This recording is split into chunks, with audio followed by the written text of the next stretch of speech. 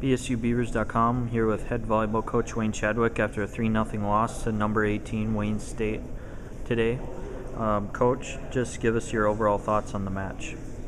I thought we had a lot more energy tonight than we had last night, and even that we had most of last weekend, which is a positive step for us. We need to have that energy, enthusiasm to try and get over the hump and help us score points and hustle. Enthusiasm is contagious, and that's always a big help.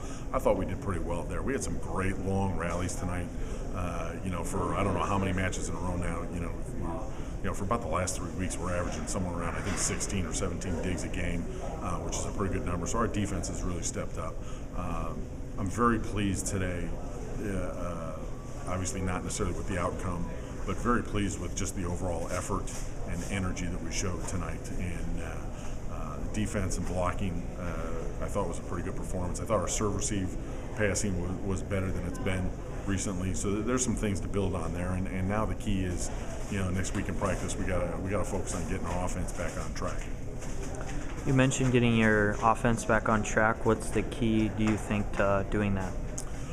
I think the hitters have got to be one. I think we can be a little bit more aggressive. Get in the air and hit the ball. I think Wayne State and even Augustana last night, although Augie was very controlled offense, I think that they got in the air and they took swings. They challenged the block. When you do that, you're going to get touches that go off of high hands, off the outside hand. Those are still kills. It doesn't have to be clean to hit the floor. So I think first thing is we need to be more aggressive. And second thing, we need to get out of our own heads a little bit. I think the majority of our hitters, if the other team makes a great play, gets a dig, gets a block, we get depressed. We take that, that gets us down. Instead of saying, okay, that's a good play by you, congratulations, now let's see if you get this one. And stay aggressive. And so I think those kinds of things are huge. There's some timing issues that we can work out, especially with the middles. But I think that's the biggest thing. We got to make sure we just stay aggressive and get in there and take quality swings.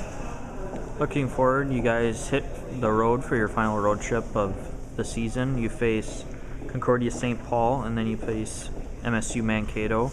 You played very competitively with both teams, especially Mankato when they came here in early October. Just what did you learn in those first matchups to help you next weekend?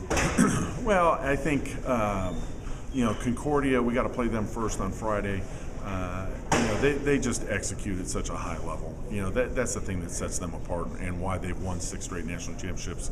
They don't have the biggest team, tallest team in the country. They're not even the biggest team in this league, but their execution is just so high, and they just wear you down. And again, for us, it's a mental thing. We have to understand that Concordia is going to score points. They're going to make plays, and we just got to stay aggressive and try and stay in it and take advantage of opportunities when they come. The third game against Concordia, we lost.